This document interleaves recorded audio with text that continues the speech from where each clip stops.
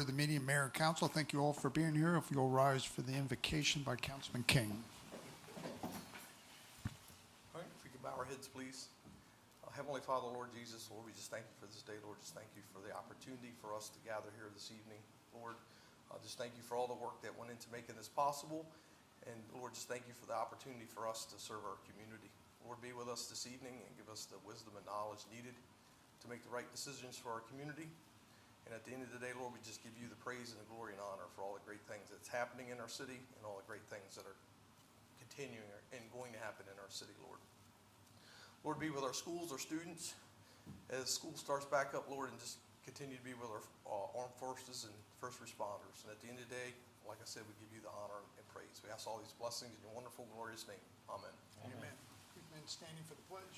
I pledge allegiance to the flag of the United States of America and to the republic for which it stands, one nation, under God, indivisible, with liberty and justice for all. May be seated.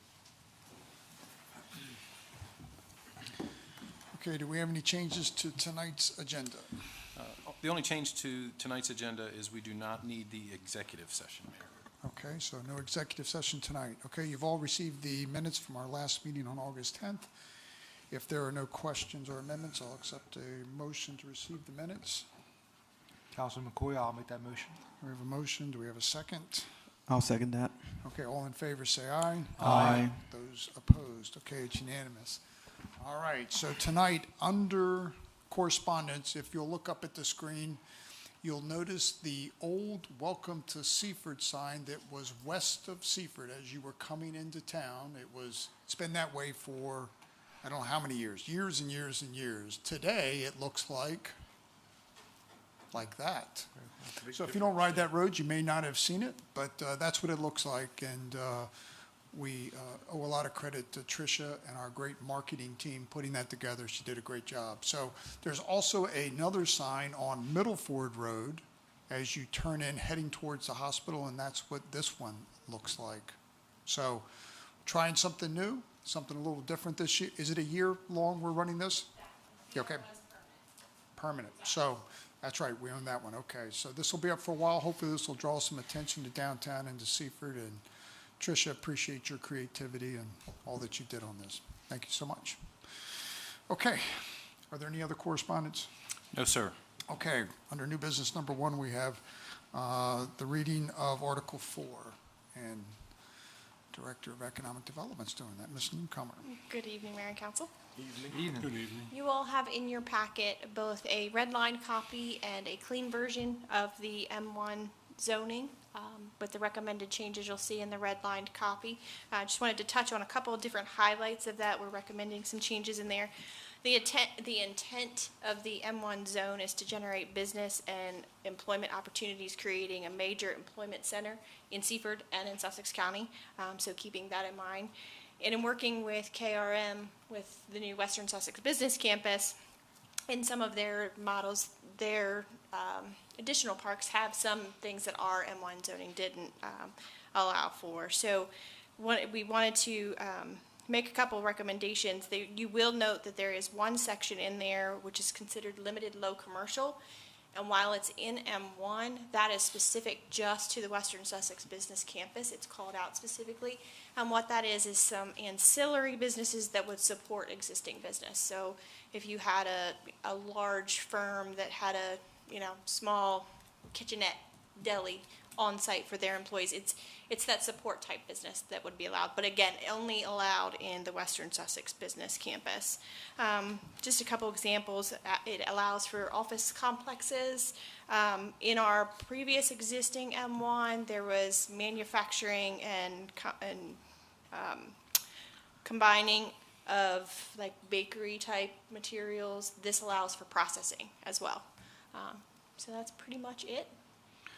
Okay, are there any questions in regards to the red line copy for the Western Sussex Business Campus? All right, if not, this is a first reading, correct? So this will come back through at our next meeting. Okay. Yes, sir, Councilman Henderson. Question. Yes, sir.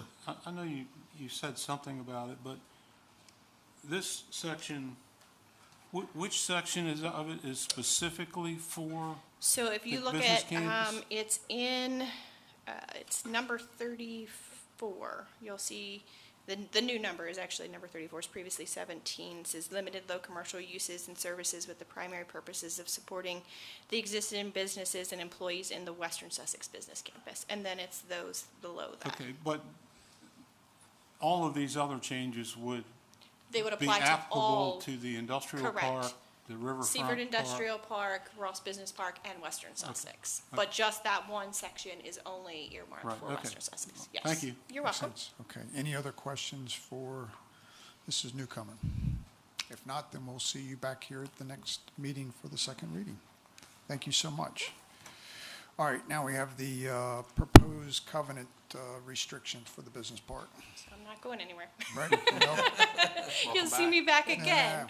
Yeah. We have been working closely, the city manager and myself have been closely working with KRM with regard to the business campus covenants. We do have restrictive covenants on both of our parks already, Ross Business Park and Seaford Industrial Park.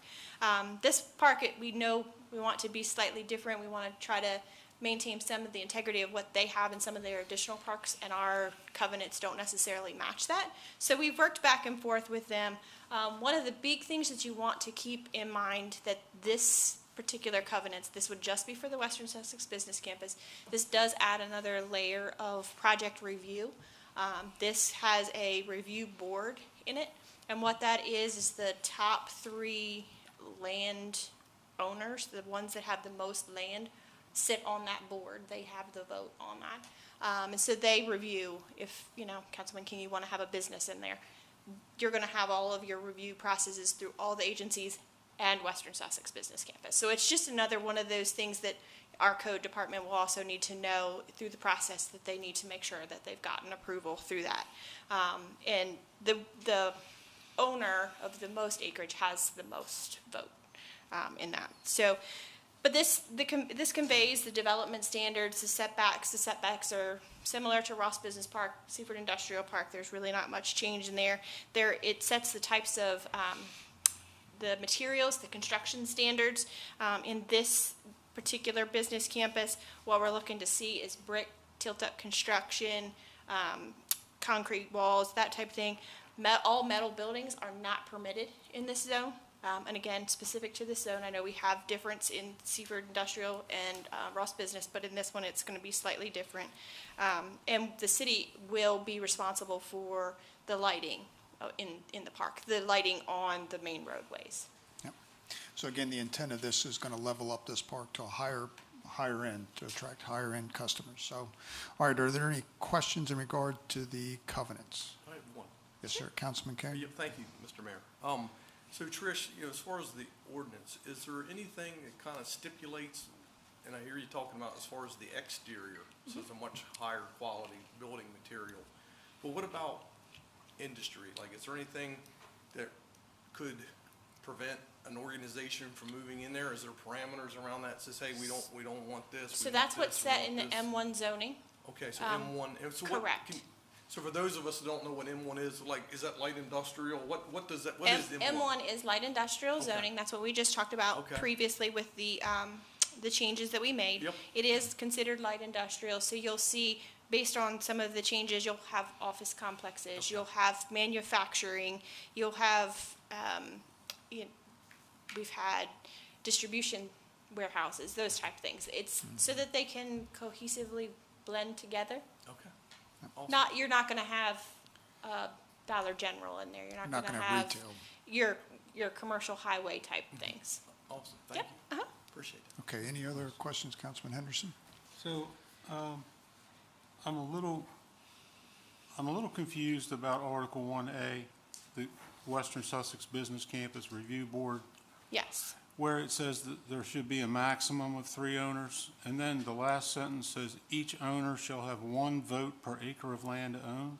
So is that is within the 3 members, correct. right? Okay. Yeah. So, And right now, we sit in that driver's seat because you own the most. because we own or the most. the city. The Correct. city.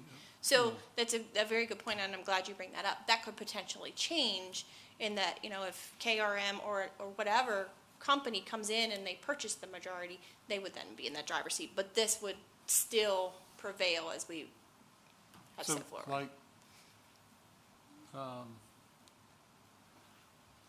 a lot of these business parks and some condominium associations that are expanding have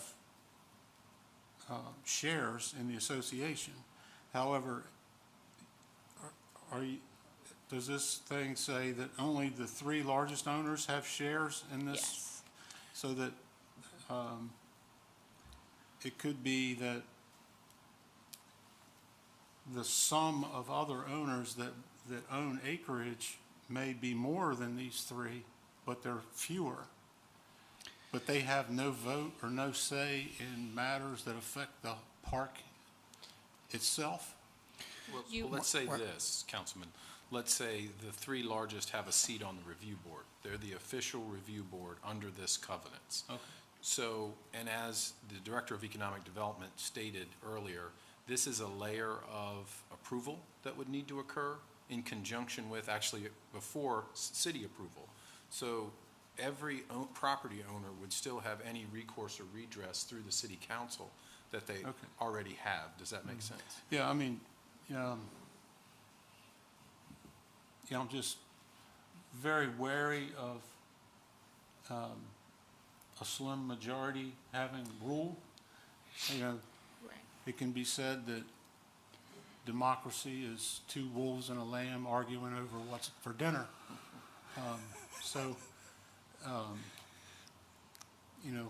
The lamb's going to be on the table. Right. Been waiting to use that one, haven't you? That one's been right there. That's not original, it's borrowed. Yeah, I just want to make sure that the other people aren't scared away by this by not having a voice in what happens to whatever the grass cutting or Right. street paving or whatever happens inside the park. I think the intent of this is that KRM builds parks, a lot of parks, and they're very high-end and very well-maintained. Their concern is that they build a high-end building and it goes the other way, right? Someone's on the lower end of that. They want to maintain that campus feel and have it uniformed across so everybody's property values stay high. So And their not to model- roll anybody out. Their model's not necessarily to build it and sell it. Their model is to Right. retain what they built. I So, understand and yeah. respect that. I just know from experience what it's like to be a Right. minority owner as far as shares go, and 1 or 2 other owners have 50% of the votes in an organization, and Right. the other 4 are left, Right. holding the bag, so to speak. So that concerns me, and I have no doubt that KRM is going to do a great job with it. It just worries me when Right. 3 people could affect 20. And Councilman, if it helps, just as far as process goes here, we'll have 2 readings of this covenant document, and if approved by city council, will then be recorded. And then as a matter of course, when the Director of Economic Development or the building official with the city meet with a client, they'll share this. So it'll certainly be fully disclosed by the city going forward. So any prospective owner will know what they're getting into Right. as they proceed. Any Thank other you. questions? Okay, so this too will be coming back at our next meeting. Mrs. Newcomer, thank you so much. All right, Thank you. and then we have the reading of fees and rates. Our city manager or you? I can certainly do it. The chief is here. Okay. And- Oh, No. I'll do this then, how about that? In your package, you have a red line copy of the fee and rate schedule, and the chief will give the background, but he's requesting to add, and it's on page 7 of 8, the language there in red for video requests, $50 per hour, minimum of $50, maximum of $300. So maybe, Chief, if you could discuss with the council the genesis of this and why your recommendation is such. So as you're aware, we just recently have gone live with body-worn cameras, and we've had MVR in-car cameras all along. And we recently received a FOIA request for an accident report. And for the first time, I don't think it happens very often, they've requested video as well.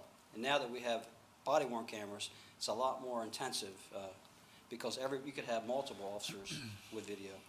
And so it's not in the fee and schedule right now for $20 per accident report, but that's what we charge. I'll be coming back because I think there's a few other fees that's not on here that we just discovered.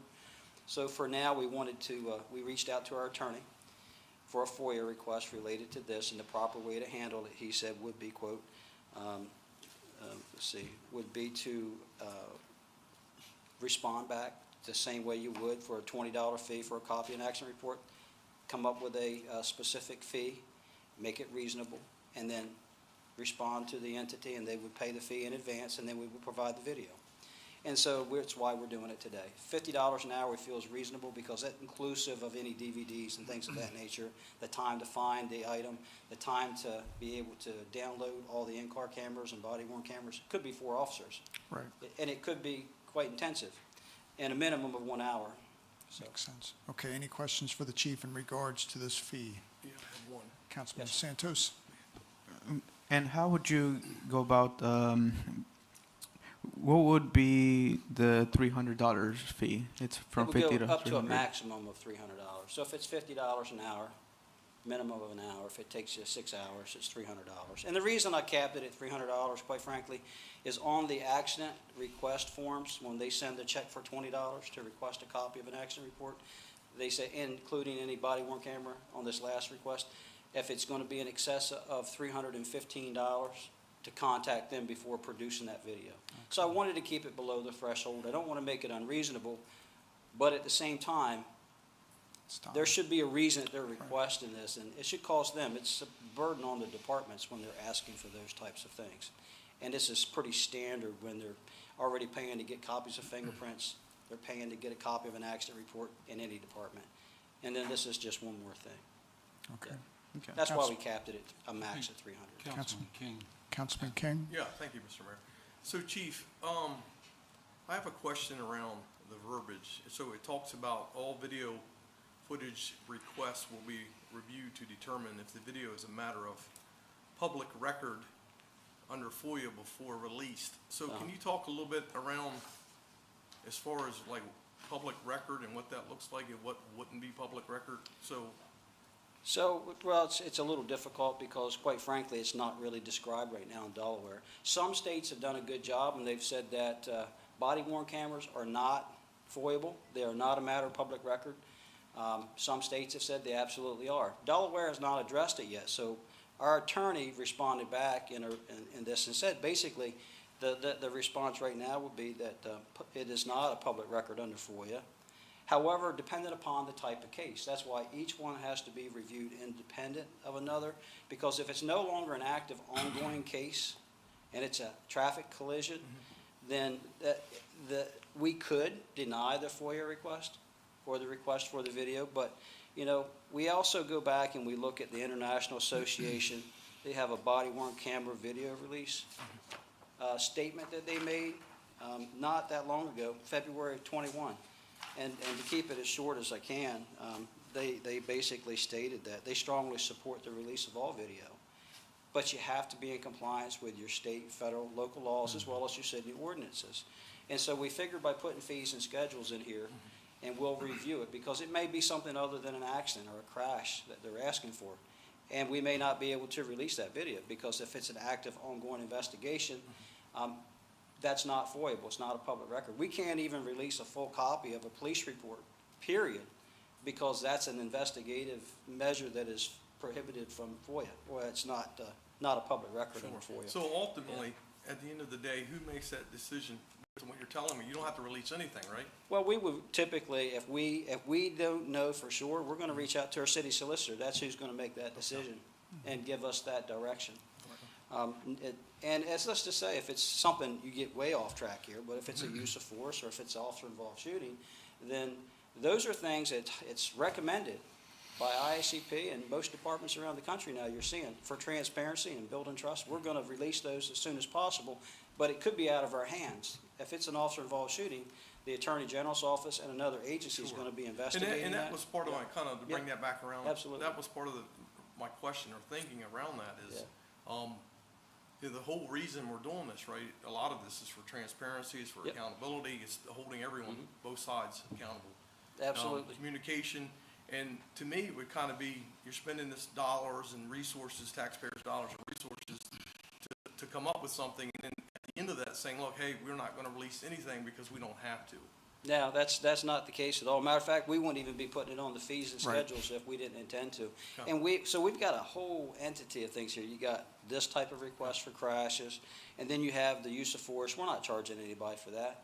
We intend, if we had an incident like that, you want to put rumors to bed, we would be releasing that in conjunction with, a conversation with our solicitor. That would be released. We're not going to pick and choose and cherry pick. Okay. We also have a body-worn camera policy that we had that covers all of these types of things, even as simple as a traffic stop. So prior to a trial, an individual that gets a traffic stop can make a request 7 days in advance to the chief of police. We can pull the video, make an appointment during regular business hours for them to come into the department, and they can sit down and view that.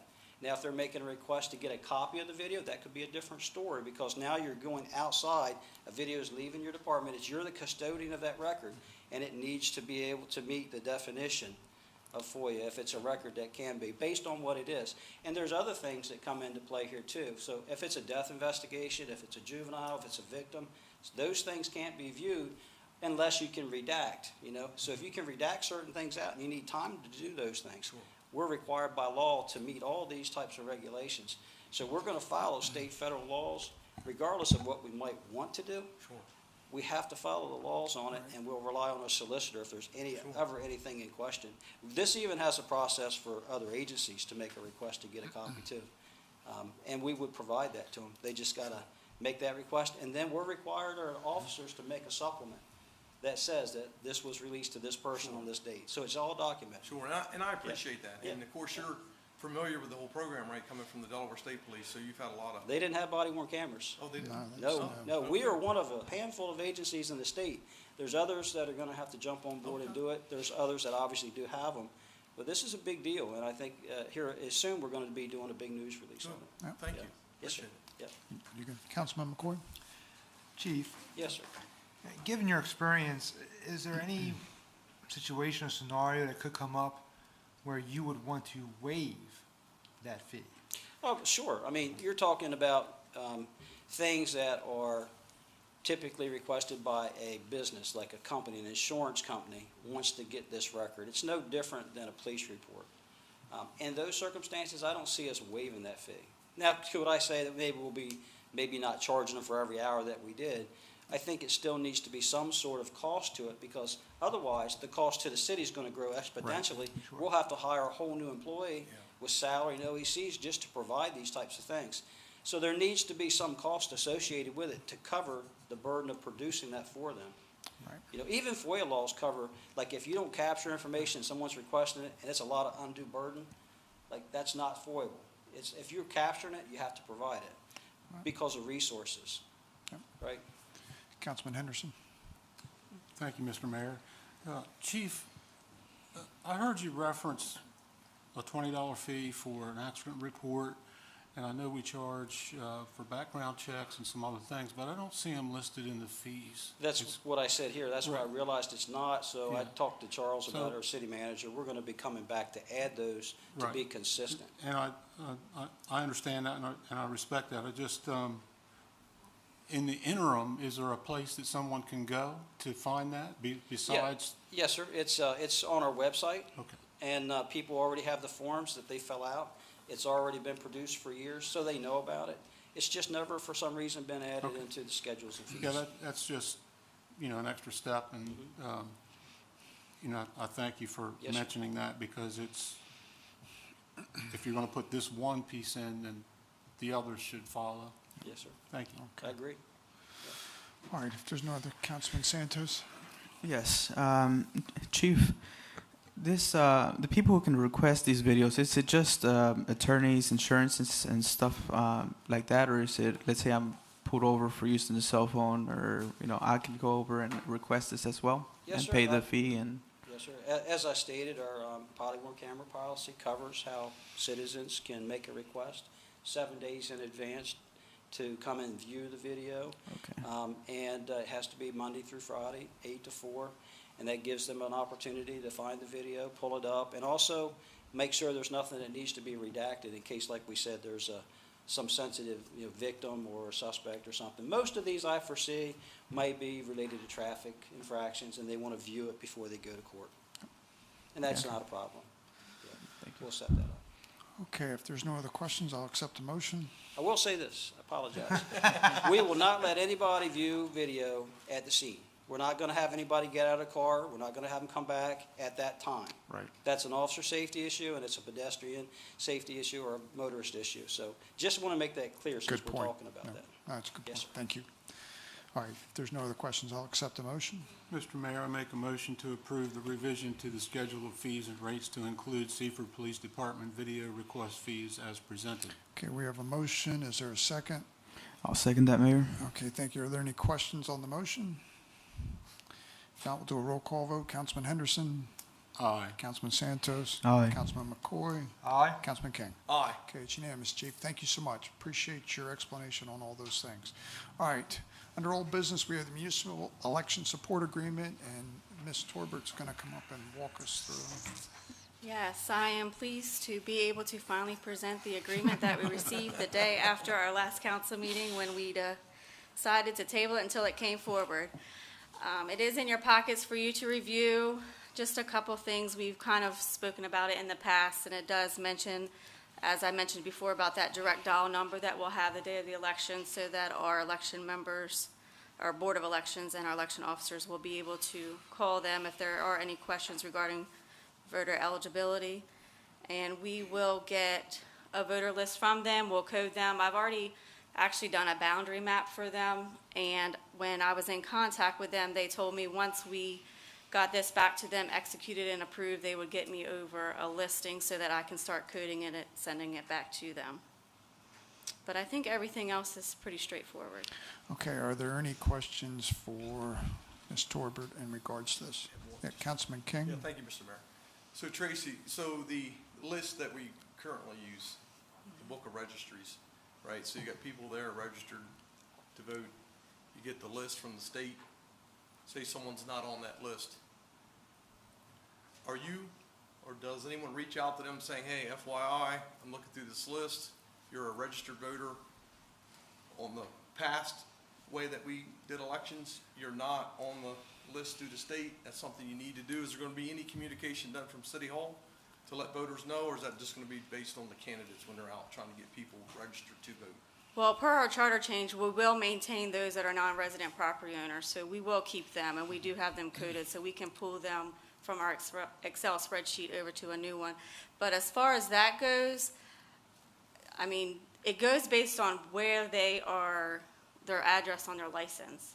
So if they are registered over in Georgetown, say, in a Laurel address, and they don't change that, I mean, I don't know if there's a way that we can compile the two lists. It would probably be very time consuming to do that, to say, you know, to overlay the two, to say who is in it, who's in ours and who's in the new one. But I do think that it is, I know when I'll get the list, I'll, you know, go through it, but I think that is also part of the candidate's responsibility when they get the list to say, oh, I need to look for my neighbor or my, you know, whoever that as part of the campaign process. I mean, if it's desired, we can try to do that, No, but I'm not trying to add any I don't extra know. burden. I'm just trying to get clarity. Ultimately, that's the voter's responsibility to keep their address up to date, and that's with the state, and that's a more broad list than what we have currently on the book. So if they're updated with the state, then they should be good. Well, and I was going to add, I don't know if we would actually have good valid contact information for them either. Say if, you know, because I'll be honest, we've mailed out numerous letters before and we get them back as undeliverable or people have moved, don't change your address. So, and we sometimes don't have phone numbers either, so we may not have a good ways to get a hold of them either. Okay, thank you. Okay. Appreciate it. Any other questions for Ms. Torbert? Yes, sir, Councilman Henderson. Can you elaborate on item number 4? Yes. It says municipalities shall register voters at town or city hall during normal business hours and at other times. So if you have your motor voter registration or your, how are you gonna, isn't that already done? We questioned this as well. So I actually reached out to I got the agreement from the election officer manager from the Georgetown office, and I actually, when I was doing a lot of research when we were trying to make the decision to transition over to the state system or keep our own, I actually got the agreement from the town of Georgetown that they use with the Department of Elections, and they didn't have that line item in their agreement. So I questioned why, was it because they're in Georgetown, it's down the road, or... So the answer I got was that this was an updated version of the agreement, and it takes into account the charter change regarding voter registration procedure and voter eligibility. This updated version incorporates those changes, which include assisting eligible residents to register with the state as a new process for becoming eligible to vote in the municipal elections. And they did add that their office is always willing and happy to assist in the voter registration process in any way you can. And I will also reference, if you look at number 3, when it talks about us as the municipality will agree to have staff trained as registrars, I did question that too, because typically in our process, our election officers are the ones that do the normal operations of the election. So what they do is they actually provide training to city staff to walk people through the process of registering to vote with the state, and it's strictly for staff members in the office who handle registration of any city residents who are not registered with the state. So it actually, this training that we're agreeing that we will do with city staff, it reviews the laws and policy that governs the state's procedures. So, but they do offer that training to the election officers as well if they desire to come. But as part of our process, we agree to have city staff trained on that. Because most of theirs now is online as far as registering. So, I agree with number 4 in the aspect of how it serves non-resident property owners, but it's not specific to that. Yes, basically it's to any eligible voters that we would help assist. So someone presents themselves at the front counter that may be newly, they just moved in? Mm-hmm. How is that checked to keep it from being duplicated if they present themselves and the state automatically registers them when they get? Well, when you go online, from my understanding, it will tell you if you're already registered or not. It won't re-register you. And, to go further, if someone were to just move in, they may not have changed their address on their license. So really, in that point in time, they wouldn't be an eligible voter in our election until they make the drive to Georgetown to change their address. And then once they did that in Georgetown, that would take care of it there. That would put them on our rolls or, Right, in our okay. districting, for the national and federal elections, yes. Right, okay. And just to ask the It's city just clerk a confusing. question. Well, yeah, and we asked a bunch of questions, but you would assist them as best you could here. We would absolutely do that. We would, but until that database is updated, that person has gone over, we wouldn't have that information. So there's that critical information exchange between the city and the state. So that's critical for people using the database to understand. So if you catch someone on the list and you say, hey, I've got this issue, there's going to be that time for us to communicate back and forth, get that database updated, and then reissue that list to the candidates as an example. And it's going to be really critical when it gets down to the voter registration deadline date, because that goes for people moving in and out, right? Because if, with communications with the state, we'll have to cut it off, that last Friday in March. So it's critical that people get over there and do their due diligence to get that information updated prior to that time frame. Which, if I could, brings up another point. If there's a dispute, is there a mechanism for a provisional ballot while this dispute is being resolved, or discrepancy, maybe not as a dispute, but a discrepancy is being resolved?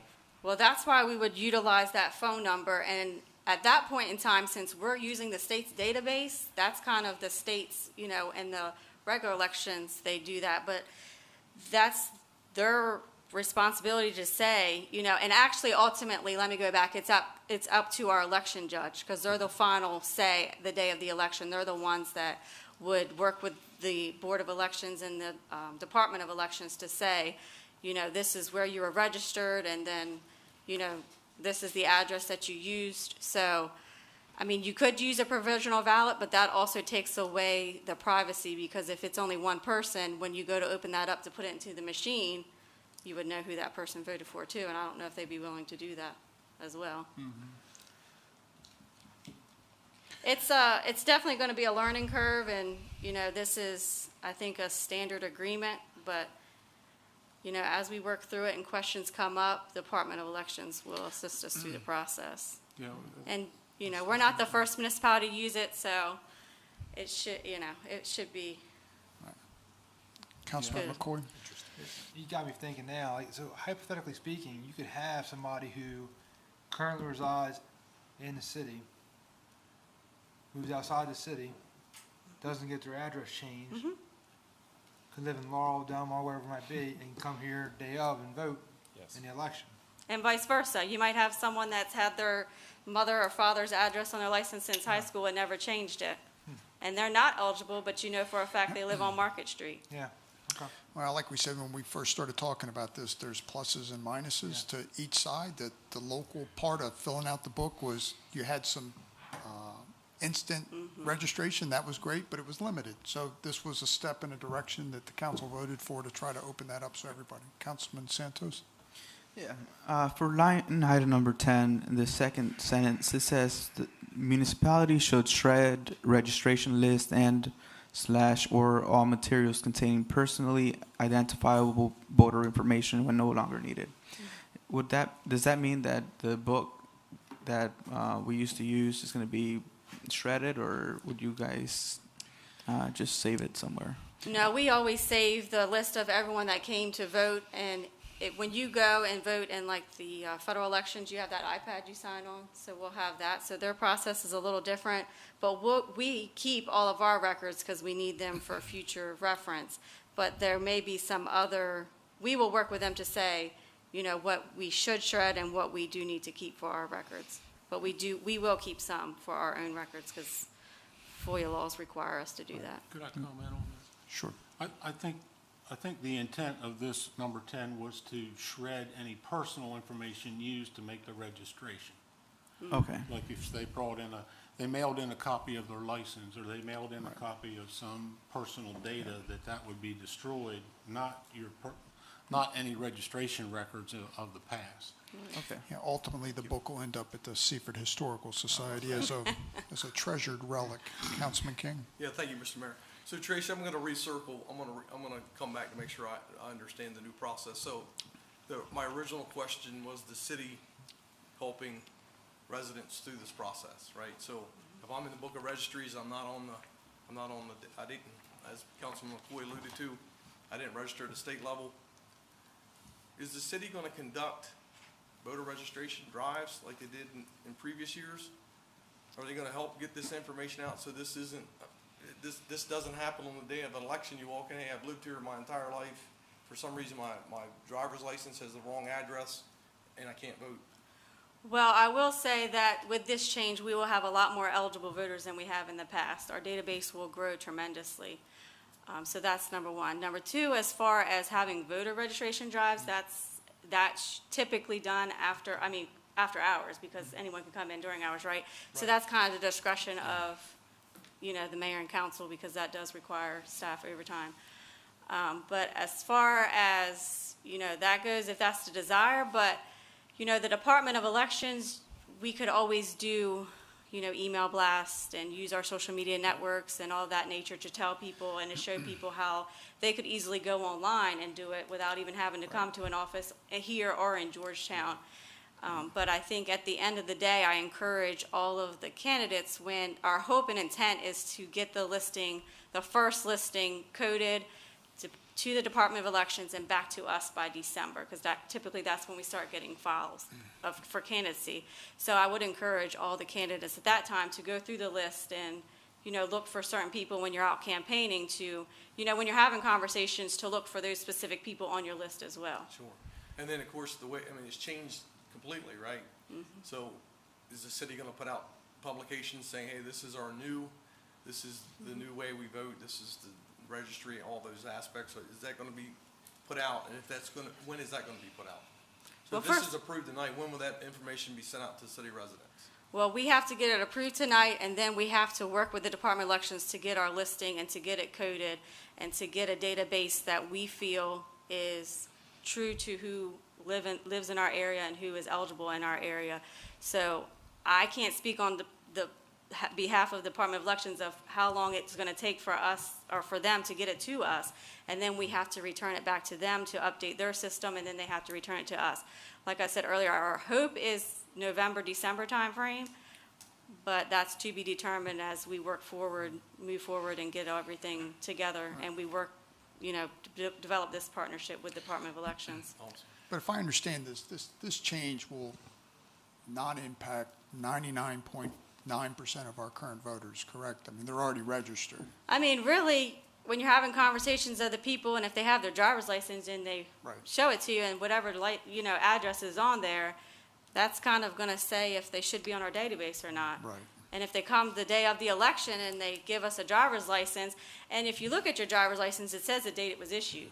So if say March 28th is our deadline to file, and someone comes to register, and their driver's license was issued March 29th, that kind of answers our question of why you're not on our database. So there are some ways that we can kind of filter out some of those questions, and, Good. some of the ways that, are easier without, reaching out to Department of Elections that we can kind of just pick up on our own. Thank you. Appreciate it. Councilman Henderson. Thank you for indulging me. So, like the mayor had alluded to, like 99% of the people will have to take no action because Right. not because they're registered on a city level, but they're registered to vote in the state of Delaware. Is that correct? Correct. So your city registration no longer has anything to do with it. Other than our non-resident property owners. Right. Other than those 130. Not even, yeah, So, 80. Yeah. Something like that. Okay, so like people who are already registered to vote in the city are likely already voted or registered to vote for a state election. I can think of, very few instances where somebody would actively register to vote in the city and not vote in a federal election or a state election. So, that's all taken care of. No action has to be taken on any part of somebody who's already registered in the city. Right. As long as your address is right. You got to make sure your Make address sure is your address- correct, So you right? can have a Delaware driver's license. Right, if you haven't updated your license to your Right. current address, that's the responsibility of that, Absolutely. that owner. And right? I will add, just because you come here to vote in the presidential election does not mean that you're eligible to vote in our municipal election. That's another thing that could possibly be a confusion for some people. Right. Councilman Santos? Yeah, I'm still on line item number 10. Councilman Henderson, you said that that's for if someone presents information to get registered, for example, a copy of their license. And I can see that in the last part of the sentence, but in the first part of the second sentence, it says municipality should shred registration list, and then it says or when no longer needed. So if it's our intent to keep the book for a later time, maybe that wording should be in Well- that way, right? When no longer needed, that means that we have to retain our record retention schedule. So, based on our records retention schedule, we would probably have to keep that for 10 years, say. So that would qualify as no longer needed, would be after whatever our records retention would be for that specific data. Okay, all right, thank you. Okay, if there's no other questions, I'll accept the motion. Mr. Mayor, I'll make a motion to approve the municipal election support agreement between the Department of Elections, Sussex County Office, and the City of Seaford as presented. Okay, we have a motion. Do we have a second? Councilman King, I'll second that Okay, motion. are there any questions on the motion? All right, we'll do a roll call vote. Councilman Santos? Aye. Councilman Henderson? Aye. Councilman King? Aye. Councilman McCoy? Aye. Okay, it's unanimous. Tracy, Ms. Torbert, thank you so much for your work on this. Again, this is our first time going through this. We expect there will be some challenges, some bumps on the road, but ultimately, I think City Council voted to move in this direction to make it more open, more inclusive of registered voters. And so hopefully, if the candidates do their part, there should be a better turnout. So, all right, and under old business number 2, we have the second reading of Chapter 11, and the city manager is going to do that. Yes, right? sir. Thank you, Mayor. The Director of Public Works could not be here. This is the second reading of Chapter 11 Sewers of the Municipal Code. And just briefly, as the Director of Public Works stated, this is basically just cleanup of the code, and they are taking out the local limits from the code specifically, so the code doesn't have to be changed when the local limits change. So it is the second reading. If council should choose to adopt this, the process forward would be, it would be advertised for 30 days and then become effective. And we would send this out and provide this to any of our industrial users or anything like that it would be affecting. Okay, any questions to the revisions to Chapter 11? If not, I'll accept the motion. All right, Mr. Mayor, Councilman King, I will make the motion to approve the revisions to Chapter 11, Sewers of the Municipal Code of the City of Seaford as presented. Okay, we have a motion. Do we have a second? Mr. Mayor, I'll second. Okay, any questions on the motion? All right, we'll do a roll call vote. Councilman King? Aye. Councilman McCoy? Aye. Councilman Henderson? Aye. Councilman Santos? Aye. Okay, it's unanimous. Thank you. Okay, reminders of meetings? Okay, we have the Employee Appreciation Event at Van de Ven Acres this Friday at 6 p.m. And then just a note, the Director of Public Works, Burley Mears, will be acting city manager from August 30th through September 5th. That's all I have, Mayor. Got it. Thank you so much. All right, we'll start with committee reports. We'll start with Councilman Santos, Administration and IT. Thank you, Mr. Mayor. As far as meetings attended, the city met with the representatives of Sussex County and the town of Laurel regarding the possibility to pursue a lead abatement grant for the western Sussex County. It turns out that the city cannot take on this grant. We don't have the resources or the staff in order to take this grant. I believe it would take 20 hours a week, and we would have to hire someone else in order to get this done. I believe we tried to get Sussex County to take on this grant instead of us, and they said they couldn't do it either. Okay. The city met with employees to discuss the pay plan changes. I believe everybody was pretty happy. Got a lot of emails. Thank you, everybody, by the way. The city attended a luncheon with the business and development community regarding input on city development initiatives. It was a lot of people attended. I believe it was about, 20? 23, 25. And I spoke to a few people who attended. They were very well pleased with what the city's doing. And the city attended the Downtown Seaford Association meeting to give a city presentation with Tricia and David. The body-worn cameras are all functioning and they're deployed. And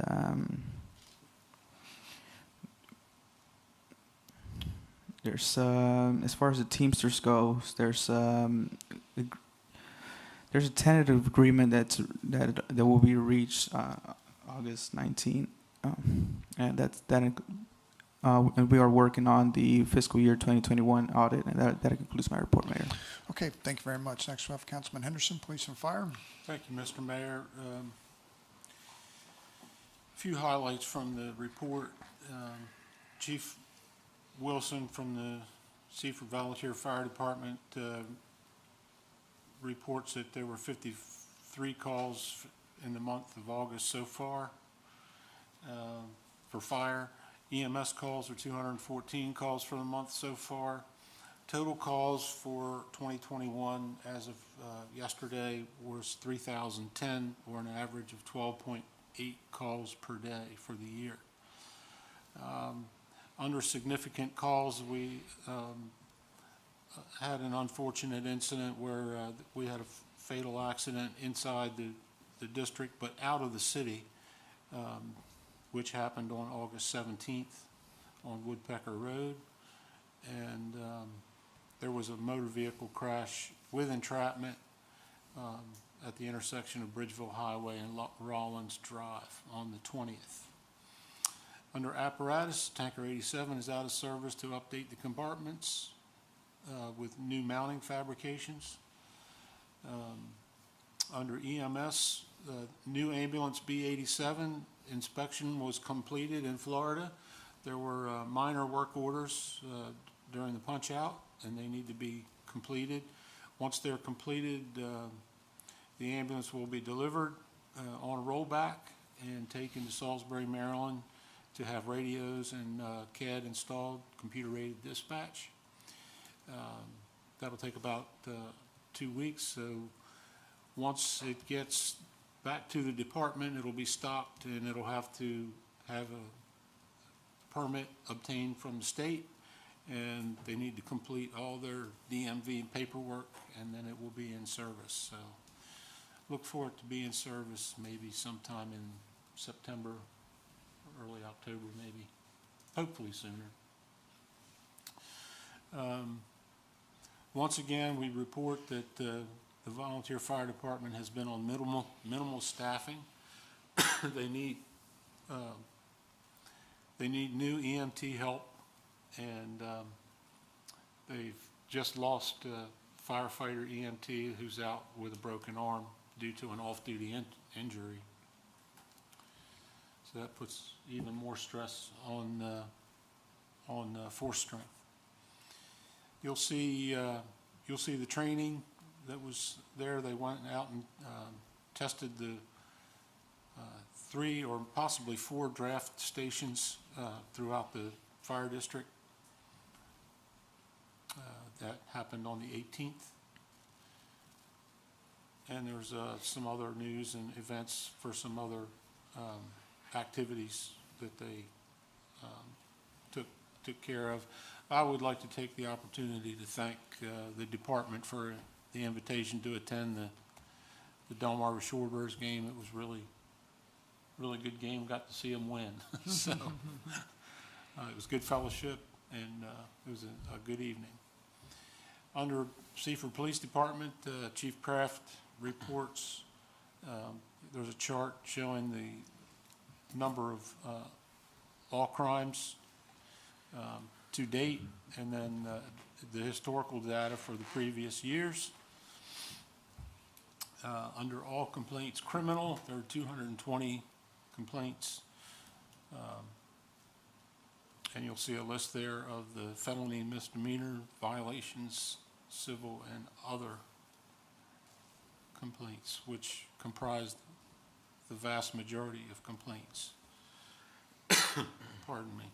You'll see drug complaints listed as well below the crime view chart. And in traffic, you'll notice an increase in traffic stops. There were a total of 269 traffic contacts, resulting in 62 citations and 8 warnings. If you compare this with previous reports, you'll see that is on the rise due to some OHS money and city paid overtime.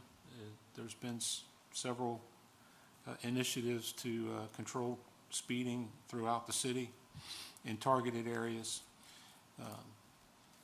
There were 4 DUIs in the period, 3 crash related, with 23 crashes total, and 4 hit and runs. Under significant events, you'll notice that the police department has confiscated firearms from persons who are not allowed to have them, or so The police department is actively removing illicit firearms as well as drugs and other illicit materials when they make these contacts. So most of these events you see are violence or firearms related. You'll see that the administration was active. Deputy Chief Rappa and Lieutenant Miller attended the Police Chief Citizens Advisory Board, which I was honored to chair this past Thursday night. And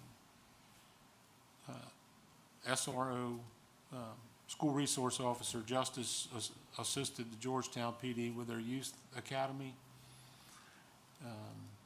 Detectives are currently conducting background investigations on 3 applicants for 2 open positions. And under training, upcoming training for the National SRO course, the week of, actually this week, Master Corporal Wingate, our new SRO, is attending that course. For those of you who didn't know, Tyler Justice has received a promotion, or will receive it. Is it official September 1, or is it already official? It's August 30th. Oh, Yes, sir. okay. So August 30th, that'll be official, and he'll be moving into that position. So that opened up a position for Master Corporal Wingate to be the new SRO at the school system. And I'd like to thank the department for coming out earlier with the car and to demonstrate the in-car cameras and the body-worn cameras that are active. The body-worn cameras are all active. I don't think all of the in-car cameras are quite active yet due to some technical issues and some installation. I think we're waiting on some installs. So, but all officers have been issued body-worn cameras, and they are deployed and active at this time. That concludes my report. Okay, thank you very much. Next, we'll have Electric, Councilman McCoy. Thank you, Mr. Mayor. Hit a few highlights. Over the last few weeks, they have finished making up the 750 terminators at Melanie's Ridge. Had an all-employee meeting about the pay plan. Everyone got their new pay sheets and signed them and returned them. Dylan Calloway went to take his CDL test to get his permit. In regards to a director, had a standard director's meeting, staff meeting, and council liaison meeting. Finished the residents at River Place Building 3 estimate and escrow letter. And met with the contractor at My Eye Doctor building about combining electric services. Over the course of the next few weeks, we'll continue working at the Wawa to run the loop feed to the front pole line, continue working in Melanie's Ridge to energize the loop, and to continue to work in the Bel Air multifamily. It's been my report. A few highlights have been submitted in its entirety. Thank you very much. And we have Public Works and Wastewater Treatment, Councilman King. All right, thank you, Mr. Mayor. My report has been submitted in its entirety. I'm just going to hit some of the highlights. I'll start with the Public Works Department. So over the last 2 weeks, some of the tasks that they were able to complete, Montessori School entrance, the project there is going well. They were able to install the valve to West Seaford Elementary. They repaired the water service leak on Elm. They did some work on the south well pump. It's actually still down there waiting on the volunteer fire department repairs. They cleaned up properties for code. The radium notices, they went out, and Burley alluded in our liaison meeting that he's fielding quite a few calls from that, about 15, 16 calls. There were some questions people called in. Of course, the city put some information out on what residents, if there's questions, concerns, what to do. So they did a really good job with that. They have one open position currently in Public Works, and that has been posted. I'll jump over to the wastewater treatment facility. So they're receiving all flow from Bridgeville and Greenwood. The plant performance remains good. So some of the projects coming up over the next 2 weeks, they're gonna paint curbs, start Spring Street paving, patch Front Street. They're gonna install a new service, repair cleanouts on the smoke testing list, and of course, the fire hydrants is ongoing. And with that, Mr. Mayor, that concludes my report. All right, thank you very much. I'll encourage you to read Councilman Holland's report that's submitted, and I know he'd appreciate you taking a look at that. With that, I do want to thank the city manager and director of economic development for their work pulling it together for the developers who came in. It was a great event. Appreciate that. And with that, I'll accept a motion. Mr. Mayor, can I make one more comment before we close? Sure. I just want to thank the Downtown Seaford Association for that picnic they had and invited us all there. It was a really good thing, so I just want to call them out and really Yeah, they appreciate do a great everything we do job. for our community.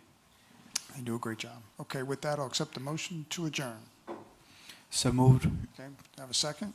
I'll second. Thank you. All those in favor say aye. Aye. Those opposed, it's unanimous. Thank you. Good night.